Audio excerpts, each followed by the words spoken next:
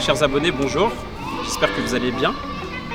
Encore une fois, je suis très heureux donc, de partager ce nouvel épisode avec vous.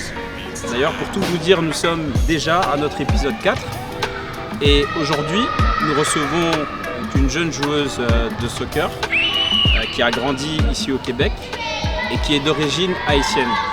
Ce que je peux vous dire aussi, c'est qu'à l'heure actuelle, donc, elle évolue dans la Ligue collégiale du Québec ainsi que la première ligue de soccer du Québec. J'ai nommé Chloé Joseph. Salut Chloé, comment tu vas? Bien, En forme? Oui. Excellent. Ce que tu pourrais faire déjà pour commencer, c'est tout simplement te présenter. Oui, donc je m'appelle Chloé Joseph, j'ai 19 ans, je suis d'origine haïtienne. J'ai joué au soccer depuis que j'ai environ 4 ans. Donc depuis que mes parents m'ont inscrite pour la première fois, j'ai jamais arrêté de jouer au soccer. Ça a toujours été une passion pour moi, puis ça l'est encore. Puis c'est ça. En ce moment, je joue au collège Annecy, division 1. Ça va être ma 3e année cette année. Puis cet été, j'ai joué aussi au FC Laval, au semi-pro. C'était ma 2e année avec l'équipe, puis ma 2e année aussi que je jouais semi-pro. Donc c'était vraiment une belle expérience. Ouais, j'imagine. Et comme ça, à quel âge tu as commencé à jouer au soccer? Et puis comment a débuté en fait ta passion pour le soccer? Donc comme j'ai dit, j'ai commencé quand j'avais 4 ans. Mes parents nous avaient inscrits, moi et mes sœurs, à tout plein de sports. Puis ça a donné que le soccer, c'est le sport que j'ai aimé. Je suis une fille qui aime ça, l'esprit d'équipe et tout. Donc le fait que c'est un sport d'équipe, j'aimais vraiment ça.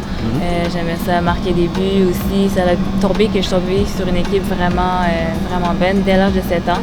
Je suis restée avec cette équipe toute ma vie, jusqu'à maintenant.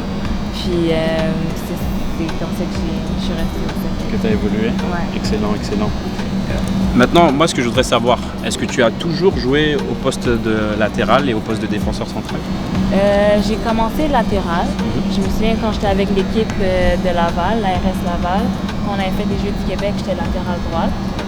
Donc c'est là la première fois que le Québec m'avait vu, puis c'est là que j'avais joué aussi dans les tryouts, latéral droite. Puis après quelques années, mon coach m'avait mis center back, défenseur central, parce qu'il a vu que j'avais beaucoup de vitesse, donc je pouvais rattraper les filles.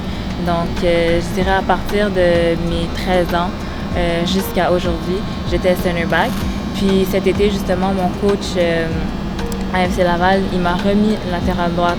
Fait que j'ai commencé à retrouver justement ce repère de pouvoir défendre, attaquer en même temps. Donc maintenant, je fais un mélange des deux. Excellent. Et maintenant, si tu regardes par rapport à ton expérience, d'accord, c'est quoi les caractéristiques spécifiques, justement, pour être un bon défenseur? Je dirais que de l'anticipation, c'est très important. Savoir, dans le fond, qu'est-ce que les attaquants ils vont faire pour pouvoir anticiper leur jeu et pour pouvoir prendre la balle avant eux. C'est très important. Avoir une bonne vision du jeu aussi, parce qu'étant défenseur central, à part la gardienne, tu es celle qui a la meilleure vue sur tout le terrain. Donc savoir aider tes coéquipiers à bien se placer, parce que tu vois justement s'il y a de la pression qui arrive ou quelque chose comme ça. Donc c'est toi qui peux bien les diriger. Donc encore une fois, bien communiquer aussi, c'est important en tant que défense. Parce que c'est toi qui vois tout le jeu. C'est ça, être solide physiquement aussi, c'est très important. Être capable d'arrêter les ballons aériens. Tout à fait. C'est très important. La vitesse aussi, pour être égal aux attaquants qui sont souvent très rapides. Exactement. Donc, et être calme aussi en défense, parce que souvent il y en a qui stressent parce qu'une attaquante qui fait une erreur puis une défense qui fait une erreur, c'est pas la même chose. Ça vaut pas la même chose. Donc le fait que tu sois calme, ça t'évite de stresser, ça t'évite justement de faire des erreurs. Donc c'est très important d'être calme, patient avec la balle aussi. Excellent. Justement, est-ce que, tu sais, pour toujours rester un peu dans le même registre, as-tu des joueurs ou des joueuses pro, d'accord, qui t'ont inspiré? Et ce que je voudrais que tu me dises aussi, si ces joueurs-là ou ces joueuses-là t'ont inspiré, à quel point ils t'ont influencé? Ok. Moi, quand j'avais commencé le soccer, j'étais attaquant. D'accord. Donc, tu sais, j'aimais ça marquer des buts et tout. Puis justement, quand mon coach m'a mis en défense, j'étais un peu réticente. J'étais dit, oh, mais personne ne va me voir, je vais juste être défense. Parce que on entendait tout le temps les Ronaldo, les Messi. D'habitude, c'est toujours les gens qui marquent des buts que tu entends le plus parler. Puis quand j'ai vu que Khadija Buchanan, dans le fond, c'est une joueuse pour l'équipe nationale du Canada, qu'elle, en plus qu'elle était noire, puis qu'elle jouait défenseur central, puis qu'on entendait beaucoup parler d'elle, je me suis dit, je pourrais quand même faire quelqu'un de moi, même si je suis défense. Donc c'est là que j'ai commencé à vraiment apprécier plus cette défense, puis être confortable avec défense, puis me dire que je pourrais jouer professionnel même étant défense, puis je serais contente de défense. Fait que c'est vraiment, je trouve qu'elle m'a aidé à vraiment aimer le rôle de défense, puis de l'apprécier. C'est comme ça qu'elle m'a influencé. Excellent, mais surtout que c'est un super exemple. Ouais. Et à l'heure actuelle, je pense qu'elle évolue encore en France, c'est possible ça? Elle a joué la Champions League à Lyon, mais là, je pense qu'elle vient de signer au Chelsea. Ah, à Chelsea. Ouais, elle vient de changer d'équipe. Ouais. Excellent, excellent. Mais comment a été ton parcours au niveau de ton adolescence? Est-ce que tu as toujours fait partie des meilleures joueuses de ton âge? Je dirais oui. Comme j'ai dit, j'ai eu la chance de tomber sur une équipe, ma HMD, qui était très bonne. Donc on gagnait souvent et tout, on finit toujours en haut du classement. Après, à l'âge de 10 ans, 12 ans, c'est là qu'a commencé la sélection pour la ville, donc l'ARS Laval. Puis j'ai fait l'ARS Laval, j'ai fait l'équipe pour les Jeux du Québec. J'ai fait les sélections pour Team Québec. Je les ai faites c'est toujours automne, printemps. Je les ai fait à chaque 2 fois par année. J'ai jamais été prise, mais j'ai quand même été sélectionnée pour faire les essais, ce qui était quand même bon. Oui, bien sûr. Puis après ça, mon équipe, on a gagné, je pense, 2 fois championne de la Ligue. Donc, comme je disais, on était vraiment une équipe forte. Ça me donnait aussi beaucoup de visibilité. Puis après ça, mon coach, qui était le directeur technique HMD, c'était lui aussi le coach à Annecy, puis qu'il est encore. C'est là qu'il a permis de me voir, puis il m'a dit de venir avec lui à Annecy. Puis je l'ai suivi, puis maintenant, je suis très heureuse dans mon Excellent, équipe. excellent. C'est André Exactement, Merchaud? Exactement, Je te dis bonjour. Ok, alors la question suivante. Est-ce qu'il y a des coachs, est-ce qu'il y a un ou des coachs en particulier qui ont eu un impact positif par rapport à ton envie d'aller plus haut? Justement, moi je dirais qu'André Merchaud, ça a quand même fait partie parce que les coachs que j'avais à HMD, ils étaient tous dans la mentalité un peu européenne.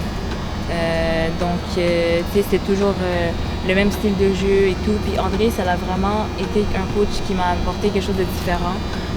Il nous imposait le cardio, il nous faisait apprendre des petits trucs techniques, des passements de jambes, des trucs comme ça. Fait que c'est quand même tard dans ma carrière de soccer que j'ai su c'était quoi un ciseau ou des trucs comme ça.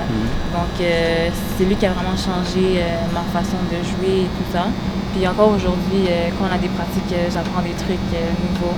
Donc je trouve ça vraiment bien. Ça fait que je dirais que c'est à partir de quand lui qui est venu me coacher qu'il y a eu une différence dans mon style de jeu.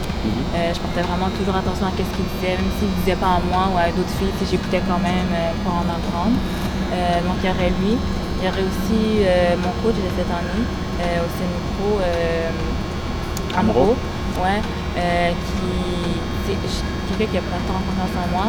Puis il avait remarqué dès le premier match, puis je lui en parlais à chaque match, il me disait non, genre t'inquiète, ça va aller. Fait que juste le fait que lui il avait confiance en moi, ça m'aidait beaucoup.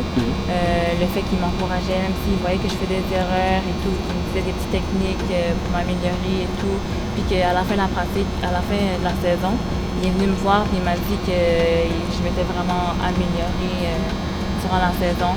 Puis qu'il pensait vraiment que j'allais pouvoir aller loin. Fait que moi, ça m'a vraiment touchée. Excellent, excellent. Maintenant, moi ce que je voudrais savoir aussi, parce que là ce qu'on va faire c'est plus parler de ton expérience avec le FC Laval. Mais déjà moi ce que je voudrais savoir, est-ce que c'était une ambition et aussi est-ce que tu t'y attendais en fait? Ok. Dans le fond, quand je suis rentrée au semi-pro, c'est au même moment que FC Laval a été créé. Donc avant il y avait HMD, Delta, Fabros, puis c'est là qu'il y a eu la fusion. Fait qu'il y avait déjà cette confusion à savoir comment l'équipe va changer parce qu'elle devient un club avec d'autres équipes. Il y avait le fait que pour les filles, c'est un peu bizarre, mais après U17, on dirait qu'à U18, la compétition est moins comme présente. Je sais pas pourquoi. T'sais, oui, il y a le U21, il y a le senior et tout. T'sais, ça, c'est les filles qui restent un peu, qui veulent encore toucher à la balle. Mais souvent, après le U17, tu veux directement aller semi-pro parce que c'est là qu'il y a la plus grande compétition. Puis donc, je m'y attendais pas vraiment, mais je savais que c'est ça que je devais faire. Parce que mon équipe à moi, en plus, il y avait plein de filles qui parlaient, qui voulaient juste arrêter le soccer, qui voulaient partir, parce qu'il y avait certains problèmes dans l'équipe et tout. Donc, moi, je me suis dit, je vais y aller. J'étais vraiment stressée au départ d'y aller, c'est sûr. Mais le coach m'avait approché. Donc, je me suis dit, pourquoi pas tenter ma chance. Puis, il y avait quelques filles que je connaissais aussi là-bas, donc ça me rassurait de savoir que j'allais pas être toute seule, rentrer dans une nouvelle équipe sans connaître personne. Donc, ouais. Ah non, mais c'est bien, c'est excellent. Maintenant, ce que je voudrais savoir aussi, parce que je sais que tu es arrivé très jeune dans cette ligue, tu devais avoir 18 ans, c'est ça, si je ne me trompe pas. Voilà. Maintenant, qu'est-ce que tu as trouvé facile?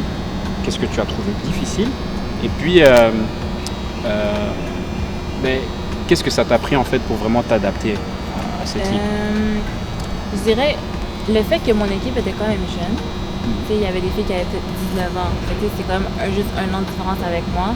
Ça m'a quand même aidé parce que je ne jouais pas directement avec des filles qui avaient 29 ou des trucs comme ça, pas comme cette année.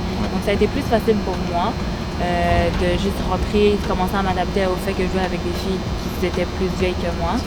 Donc c'était déjà plus facile pour moi. Puis qu'est-ce qui était plus difficile, c'est vraiment réaliser que je joue plus contre des filles qui ont mon âge. Donc le niveau d'intelligence est vraiment plus élevé, le niveau de rapidité est plus élevé. Donc, tu sais, quand je parlais d'anticipation tantôt, des fois j'anticipais des trucs, mais des choses qu'une fille de 17 ans ou de 18 ans aurait fait. Alors qu'une fille qui a plus d'expérience, qui a 25 ans, elle ne ferait pas la même chose. Elle jouerait directement une touche. Ou elle prend une touche et tire. Des trucs que moi je suis pas habituée qu'on fasse parce que d'habitude nous on prend plus de touches avant de tirer, on veut bien se positionner, mais si elles n'avaient pas besoin de ça et ils étaient habitués à le faire rapidement. Donc ça c'est quelque chose qui a été vraiment difficile. Parce que je dirais aussi que l'anticipation c'est un de mes plus gros atouts. Puis là il était comme un peu remis en question parce que je m'attendais à que la fille fasse quelque chose puis elle faisait plus, puis là j'étais comme oh my god, tu sais. Donc ça c'est tout ce qui a été le plus difficile aussi, le physique aussi, ça l'a joué. Je ne savais pas ramasser par les filles, mais c'était quand même, je devais me battre pour la balle. Ça n'allait pas être facile. Il n'allait pas juste me la donner, tiens Chloé. Là, c'est vraiment, tu dois te battre pour chaque ballon en fait. Exactement. Tu vois la différence. Exactement. Mais moi aussi, pareil, moi aussi ça m'était arrivé. Parce que bon, moi j'ai, en Belgique, déjà, ce que tu dois savoir en fait, c'est que moi j'ai joué jusqu'en équipe réserve de 2e division en fait quand je suis en Belgique. Et à un moment donné, j'ai fait le saut, j'ai joué quelques matchs en fait en 4e et en 5e national. Et moi aussi, on va dire j'ai commencé, j'avais à peu près 21 ans. Et ouais, c'était ça la chose la plus difficile parce que ça allait vite, ça allait vraiment rapidement. Et puis, parce que quelquefois aussi, dans le match, tu vas comme étudier, tu vas essayer d'étudier ton adversaire. Et tu te rends compte en fait, tu vois que la première fois il arrive avec quelque chose, mais la deuxième fois il arrive avec autre chose. Donc tu sais, il y a cette adaptation aussi à faire. Mais je comprends tout à fait ce que tu dis. C'est vraiment, je pense que c'est vraiment avec l'expérience en fait, tu vois, que tu deviens plus à l'aise. Prochaine question. Selon toi, est-ce que le niveau de la ligue, il a vraiment progressé si tu compares par exemple ta première année à la deuxième? Je dirais que oui. Il y a vraiment un gros bassin de nouvelles filles qui ont rejoint la PLSQ. Toutes les filles après moi qui ont eu 18 ans cette année. Parce que moi, quand je suis rentrée, il n'y avait pas tant de filles de mon année comme les 2003 qui ont joué PLSQ. Alors que cette année, il y avait beaucoup de filles 2004 qui ont joué semi-pro. En plus des 2003 qui ont réalisé que le semi-pro c'est la meilleure ligue, qu'ils ont joué aussi semi-pro. Donc ça a vraiment augmenté le niveau de ça. Personnellement, juste mon équipe, on est passé de avant-dernière à 4e cette année. Donc oui, c'est sûr que l'équipe elle a changé de A à Z, mais quand même, ça a fait en sorte que il y avait une équipe de compétition de plus dans la ligue. Donc, ça a vraiment changé. Ouais. Excellent. Parce que je voudrais savoir, quel a été l'adversaire contre qui tu penses que tu as eu le plus de difficultés et pourquoi? Le plus de difficultés, je dirais cette saison, pour être honnête, quand j'ai eu le plus de difficultés, c'est parce que j'ai joué aussi attaquante droite, ailière.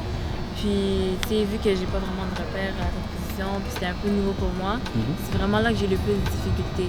Quand je retournais latéral droite, après, c'était vraiment facile et tout, j'étais plus à l'aise. Mais sinon, si je dis l'attaquante qui a été le plus, la plus forte, ça serait Megan Sauvé. Parce que, tu sais, justement, comme je te disais, c'est le genre de joueuse qui va jouer vraiment rapidement. Elle va jouer à une touche. Donc, tu sais, des fois, je venais pour me mettre de la pression, puis la balle est déjà partie. Je joue très rapide. Puis, elle-même est très rapide aussi. Elle n'a pas de courir. Donc, ça serait elle. Et si jamais tu devrais citer vraiment deux qualités qui font qu'elle est particulière par rapport aux autres, ce serait lesquelles? Ça serait justement ça, sa vitesse de jeu, puis le fait qu'elle est assez habile aussi pour pouvoir jouer rapidement. Tu peux te dire que oui, moi je jouais juste en touche et tout, mais si tu n'as pas cette bonne touche-là, à chaque fois, tu vas pouvoir le faire parce que tu sais que tu vas toujours rater ta passe. Mais elle, quand elle fait une touche, elle joue autant bien que si elle joue en deux touches. Puis son énergie aussi, court toujours sur le terrain, demande pour la balle, fait des courses et tout, donc ça serait vraiment ça. Ouais. Okay. Excellent. Ce qu'on va faire, c'est que, parce que maintenant on va passer à la deuxième partie, mais ce que je te propose, c'est qu'on aille continuer la deuxième partie à l'extérieur. Parfait. Ça va? Excellent. Alors, donc nous voici dans la deuxième partie. Ce que je voudrais savoir d'abord, donc si tu devais donner un top 5 en fait de la PLSQ, quelles sont les joueuses en fait que tu mettrais dans ce top 5? De toute la PLSQ? Ouais. Oh my god. Tu sais, il y a des filles qui sont super bonnes, mais tu sais, qui ont une performance assez stable à chaque fois. Donc si je pourrais dire les filles que quand moi j'ai joué contre elles, qui se sont vraiment démarquées, je trouve, je dirais déjà Megan Sauvé. Je dirais une fille du PEF. Je pense que son nom de famille c'est Olu, mais son prénom, je suis pas sûre de c'est quoi. Elle avait joué un super bon match. La défenseur centrale aussi de Blainville, je pense qu'elle s'appelle Marie-Ève, mais elle joue aussi avec les Carabins. Puis il y avait aussi Elisabeth C, une fille qui joue à Beauport, puis qui en ce moment aussi elle joue avec l'équipe canadienne U20 à la Coupe du Monde. Puis aussi Karima, ça c'est une fille qui joue dans mon équipe à moi. Puis à tous les matchs, elle était vraiment à 100%. Donc ça serait ça mon top 5. Ok, excellent. Et quelles sont les choses que tu penses sur lesquelles tu dois vraiment travailler spécifiquement? Et quelles sont les actions en fait que tu as mis en place justement, tu vois, pour que tu puisses améliorer tes performances? Ouais, justement, étant défense pendant presque toute ma vie, tu sais, je me concentrais plus sur les aspects défensifs. Donc, cet aspect d'attaque que j'ai moins. Tu sais, de faire des feintes, de faire des passements de jambes, tout ce qui est technique, dans le fond. C'est ça que j'ai plus de lacunes. Donc, c'est ça que j'essaie de travailler en ce moment, surtout que je m'enligne vers une position de défenseur latéral. C'est que je vais souvent plus attaquer qu'étant défenseur central. Donc, c'est parce que là, j'ai un rôle plus offensif. Donc, j'essaie vraiment de travailler sur ça, faire des exercices à la maison. Tu sais, avec la technologie qu'on a aujourd'hui, je peux juste regarder des vidéos sur YouTube, des trucs comme ça de comment faire pour apprendre, Instagram, toutes ces affaires-là. Donc, c'est ça que j'essaie de travailler aussi. Au niveau soccer, de plus en plus regarder aussi du soccer, ça aussi ça aide, regarder les joueurs dans différentes positions, comment ils se placent et tout, c'est vraiment important. Au niveau de l'analyse de jeu. Exactement, pas juste regarder des gars jouer, mais aussi regarder des filles jouer. Fait que c'est bien que maintenant il y a plus de matchs de filles qui sont filmés et tout. C'est ça. Donc c'est ça serait au niveau soccer. À l'autre niveau, c'est aussi le mental. Donc, j'essaie de travailler sur ça. Parce que comme j'ai dit, je suis quelqu'un qui n'a pas de temps en moi. Donc, j'essaie vraiment de rester confiante. Je fais beaucoup de visualisation aussi. Ça aussi, ça m'aide beaucoup. Donc, c'est ça que j'essaie de faire. J'avais aussi un coach mental durant quelques moments. Mon père, il avait trouvé une référence de quelqu'un. Donc, j'avais parlé quelques fois avec elle. Donc, elle me donnait des astuces pour autant quand je m'entraîne moi-même, quand je m'entraîne en pratique et dans les matchs. Parce que ces 3 moments-là, le mental est important de différentes façons, mais il est autant important. Donc, c'est ça, elle me donnait des astuces que j'essaie de mettre en place. Donc, exactement, c'est ça que je faisais dans le fond. D'accord. Moi, maintenant, j'aimerais juste revenir en fait sur les termes que tu as utilisés, et notamment la visualisation. Ouais. Est-ce que tu pourrais aller un peu plus dans les détails? Parce que j'aimerais savoir en fait comment ça t'a aidé justement à améliorer tes performances. Et ce serait bien peut-être aussi, excuse-moi, ce serait bien peut-être aussi, tu vois, que tu reviennes aussi sur l'aspect mental. Ouais. Donc, pour la visualisation, qu'est-ce que je fais? C'est que souvent, je prends les moments dans les matchs que je sais que je vais stresser ou que je sais que ça va être un moment où je vais pas être complètement à l'aise. Par exemple, tu sais, je reçois une passe de ma gardienne, puis j'ai directement de la pression, je suis proche de la ligne, tu sais. Fait que je prends ces moments-là, puis j'essaie de visualiser la suite, comment je vais pouvoir sortir de là d'une bonne façon. Si je sors une touche, si je prends ma touche bien vers l'avant pour dépasser directement la fille qui met de la pression. Fait que j'essaie de visualiser tous ces moments-là que je fais bien. Comme ça, quand je vais arriver en match, puis que ces situations-là vont arriver, ben, je vais savoir que j'ai déjà une sortie déjà planifiée dans ma tête, puis je sais comment faire, puis je vais pas commencer à stresser à comment je vais faire et tout. Tu sais, des fois, en match, je sais que je peux le faire, mais c'est juste la fraction de seconde que je me dis « Oh my God, je sais pas quoi faire ». C'est une fraction de trop, parce que je suis en train de me stresser, c'est là que je perds un peu mes moyens. Donc, c'est vraiment le fait de visualiser qui m'aidait à être plus composé sur le terrain, plus calme, exactement. Fait que c'est vraiment comme ça que ça m'a aidé. Et puis aussi, le fait de me visualiser avant un match, tu sais, je me crée un match à moi tout seul. Tu sais, je m'imagine en train de faire un beau centre, un beau tacle, et toutes des affaires comme ça. Donc, tu sais, j'imagine déjà comme si j'ai eu un bon match, je suis satisfaite de mon match. Donc, ça me met déjà en confiance avant le match. Je suis prête à attaquer le match. J'ai pas des peurs ou des trucs comme ça. Donc, c'est vraiment ça. Ah, mais excellent. Mais en tout cas, la visualisation et le mental sont vraiment des sujets que je trouve intéressants. Et j'irais même plus loin. Je trouve qu'on n'en parle pas assez. Mais peut-être ce qui serait bien, c'est que tu me donnes la référence en fait de ton coach mental. On en parlera. Oui, bien sûr. Et comme ça, éventuellement, ça peut être le sujet d'une prochaine vidéo. Ouais, définitivement. Pour aider les autres joueurs de soccer à l'utiliser, parce que le mental c'est autant important que l'aspect soccer, l'aspect technique, le physique.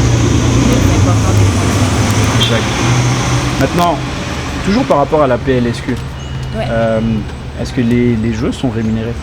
Je sais qu'au début, quand mon coach il a fait de l'équipe, il avait fait la présentation de la saison, il avait dit dans le fond que comment ça allait fonctionner à FC Laval, c'est que chaque joueuse qui commence sur le terrain aurait 25 $, puis chaque joueuse qui était sur le banc qui rentre sur le terrain aurait 15 $, puis que des fois on aurait des promotions comme si tu gagnes 3 matchs de suite, 50 $, des trucs comme ça.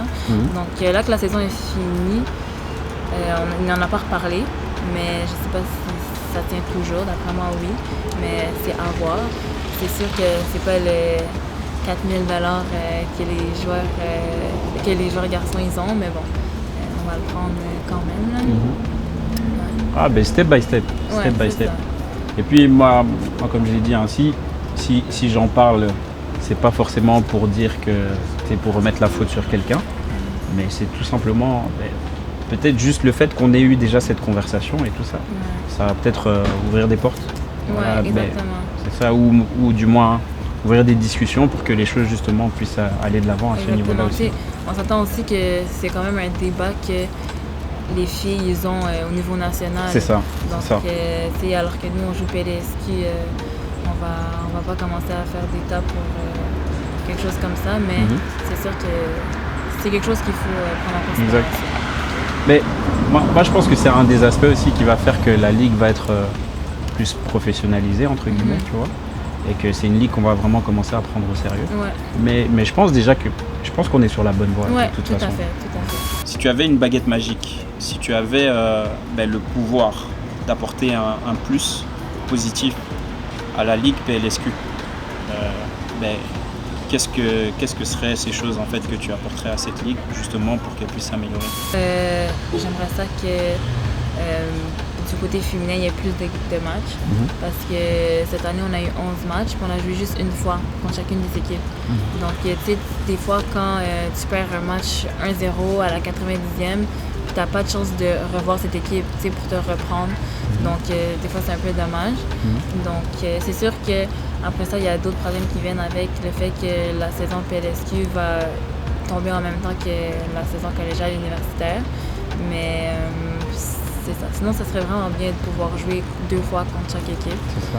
C'est de donner une chance aux 2 équipes de pouvoir se prouver comme il faut. Prendre sa revanche aussi. Exactement. Tu vois? Exactement. C'est ça. Mais je pense que ça va venir. Ça va venir parce que c'est vrai qu'il y a quelques années déjà, il n'y avait pas beaucoup d'équipes. Ouais, ça et aussi. tu le vois que d'année en année, tu vois. Ça aussi, ça joue. C'est sûr que le bassin de filles qui sont du niveau pour jouer PLSQ est moins grand que celui des garçons. C'est ça. Donc c'est peut-être aussi pour ça qu'il y a moins d'équipes.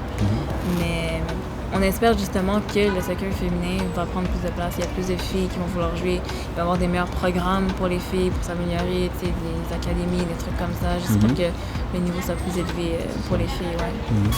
Alors je sais qu'entre fin février et début mars, donc tu as eu ta première sélection avec l'équipe nationale U20 d'Haïti. Moi, ce que je voudrais savoir d'abord, dans quelles circonstances en fait tu as appris la nouvelle? Et la deuxième chose en fait que je voulais te poser toujours par rapport à ça, qu'est-ce qui a fait justement, qu'est-ce que tu as ressenti, sachant que tu allais jouer non seulement avec les meilleures joueuses d'Haïti, mais aussi avec les meilleurs U20 en fait, du niveau international. Dans le fond, moi, j'avais jamais envisagé jouer pour Haïti. J'étais plutôt toujours focus sur Canada. Puis quand je suis arrivée au cégep, il y avait une de mes coéquipières, Megan, qui elle justement, elle avait joué avec Haïti. Puis c'est là que j'ai pensé, je suis comme mais si je pourrais jouer pour Haïti, ça serait une bonne idée. Puis ça donnait bien parce que ma première année de PLSQ, j'avais comme coach Angelo, qui lui justement est en contact avec les coachs de l'équipe nationale. Donc c'est lui qui m'a référé dans le fond au coach qui a bien parlé de moi. Donc c'est un peu grâce à lui aussi que j'ai pu partir, qui a fait toutes les démarches pour moi. Donc c'est ça, donc il a parlé de moi au coach, puis après ça le coach m'a contacté, puis il m'a invité à faire des entraînements avec eux, puis par la suite jouer avec eux à la CONCACAF. Comme quoi, hein? Exactement. Tu sais jamais quand les choses positives vont t'arriver. Ouais, exactement. C'est pour ça que, comme tu le sais, je suis un éducateur aussi, à la base, un éducateur de foot. Et moi, ce que je dis toujours aux joueurs, c'est que on sait jamais, tu sais jamais quand l'opportunité elle va arriver. Ouais. Tu vois, donc tu dois vraiment te mettre dans une position où tu dois essayer de contrôler tout ce que tu peux contrôler. Exactement. Pour qu'il y ait un maximum de choses positives en fait, tu vois, qui t'arrivent. Ouais, et de prendre toutes les opportunités que tu peux. Parce que tu sais, je sais que c'était pas sûr à 100% que j'allais partir jusqu'à la dernière seconde. Tu sais, j'étais un peu hésitante si est-ce que je vais partir, est-ce que je vais vraiment faire le saut, tout ça. Puis finalement, je regrette vraiment aucunement de l'avoir fait parce que c'est quelque chose que je vais pouvoir garder pour le restant puis utiliser comme expérience. Exactement. Mais qu'est-ce que cette expérience, toujours par rapport à l'équipe nationale d'Haïti, qu'est-ce que cette expérience t'a apporté en plus? Et est-ce qu'on peut dire qu'aujourd'hui, que maintenant, par rapport à cette expérience, que tu es devenue une joueuse différente? Je dirais que cette expérience, ça a vraiment été un déclic pour dire que c'est vraiment le soccer que je veux faire. Puis que je veux vraiment continuer le plus loin possible que je veux, parce que je me souviens, à un moment donné, on avait un entraînement comme 2 heures l'après-midi, il faisait soleil, il y avait des palmiers sur un beau terrain. Puis tu sais, j'étais juste là en train de pratiquer, puis j'avais pas à me soucier de l'école, de mon travail, rien, absolument rien. Puis je me suis dit, c'est vraiment ça que je veux faire. Tu sais, juste jouer au soccer, puis avoir rien d'autre dans la tête, juste focus sur le soccer. Puis c'est vraiment à ce moment-là que je me suis dit, waouh, j'aimerais trop ça que ma vie soit juste ça pour le restant. Donc ça m'a permis vraiment de confirmer que c'est vraiment une joueuse de soccer que je voulais être. Puis non seulement ça, puis ça m'a fait voir le soccer aussi d'une différente façon. Parce que c'est là que j'ai réalisé que tu pourrais jouer la finale des championnats canadiens, puis jouer à l'international, c'est vraiment deux choses complètement différentes. Juste pour l'importance qu'il y a de quand tu représentes un pays, c'est là que j'ai remarqué comment il y avait une différence. Non seulement tu joues différemment, parce que tu sais que il y a vraiment, comment dire, et ça vaut plus. Le match vaut vraiment plus. Je me souviens, le coach il avait dit un message avant les matchs. Il disait, surtout avec la situation qui se passe en Haïti et tout, qu'en ce moment, nous, on était comme des soldats d'Haïti d'une guerre pacifique. On est en train de montrer qu'Haïti est quand même fort, est quand même capable, puis qu'on est capable de faire des bonnes choses au soccer. Donc ça m'avait vraiment touchée parce que c'est là que j'ai réalisé qu'on était vraiment en train de jouer pour notre pays, dans le fond. Puis je trouve que c'est vraiment quelque chose de vraiment beau, quelque chose que c'est une grosse expérience, ça vaut la peine d'être vécu. Donc ouais. Maintenant, on va revenir sur la réalité québécoise. D'accord. Est-ce que tu trouves que les filles, d'accord, ont assez d'opportunités, que ce soit au niveau du Québec, au niveau de l'Amérique du Nord, voire même au niveau international? Je dirais que oui, on a des bonnes opportunités. Je dirais la plupart des filles vont souvent se tourner vers le soccer américain. Donc ils vont aller étudier aux États-Unis en même temps que jouer là-bas. Je dirais principalement comme notre première porte de sortie. Parce qu'au Québec, il n'y a pas d'académie ou quoi que ce soit. Il n'y a pas de ligue non plus canadienne, dans le fond. Donc ça que c'est peut-être un peu dommage. Parce que contrairement aux gars qui ont la MLS, la CPL, puis même l'Impact, le CF Montréal, qui peuvent se reposer. Ils ont beaucoup de choses qu'ils peuvent envisager. Alors que les filles, c'est plutôt juste quand tu finis le cégep ou même le secondaire, la première chose que tu vois après ça, c'est juste jouer à l'universitaire. Parce qu'il n'y a rien d'autre ici qu'on peut faire. C'est rare qu'une fille va aller directement jouer en Europe. Je connais peut-être une ou deux filles qui sont allées directement jouer là-bas. Donc, on a des bonnes opportunités concernant l'université américaine. Le reste, ça reste à voir. Je sais qu'on en entend un peu plus parler maintenant, donc c'est une bonne chose. L'idée d'avoir une ligue canadienne féminine, donc ça, ce serait vraiment une bonne chose pour nous. Comme je disais tantôt, je trouverais ça vraiment intéressant qu'il y ait des académies ici pour les filles. Exact. Pour justement développer le soccer dès le jeune âge. Puis que ça soit un bon encadrement et tout. Donc je trouve ça vraiment intéressant. Mais bon, je sais que c'est en pourparlers, hein. Ouais. On parlait justement d'avoir des équipes féminines et tout ça au CF Montréal. Bon, après, je sais pas si c'est quelque chose qui est toujours d'actualité, mais je sais qu'on commençait à en parler. Donc, éventuellement, en tout cas, c'est tout ce que je souhaite pour les filles, pour que ça puisse aller de l'avant, parce que je pense que ça va vraiment aider. J'espère aussi, mais je pense que ça vient aussi avec le fait que le soccer, en tant que sport, est aussi moins populaire en Amérique du Nord. Parce que si tu vas en Europe, en France, dans les pays comme ça, des académies pour les filles, il y en a plein. Puis les filles, c'est juste le soccer qu'ils voient. Alors qu'ici, c'est plus le basket qui prend de l'avant. Les académies pour le basket, il y en a plus pour les filles ici puis que le soccer. Puis je comprends, il y a moins d'intérêt, mais ça serait vraiment d'encourager plus de filles à jouer au soccer. Puis là, ça donnerait plus de personnes pour faire ces académies, justement. Les deux vont avec. En tout cas, une chose qui est sûre, c'est que moi, je ferai partie des personnes qui essaieront de mettre ça en avant. Donc, mais maintenant, après tout ça, et tout d'abord, je voudrais te remercier encore d'avoir accepté notre invitation. Mais avec plaisir, avec grand plaisir. Et ce que je voudrais savoir aussi maintenant, c'est si jamais tu as un conseil ou plusieurs conseils à donner aux joueuses qui aimeraient avoir la même trajectoire que la tienne. C'est quoi on va dire le précieux conseil en fait que tu pourrais leur donner?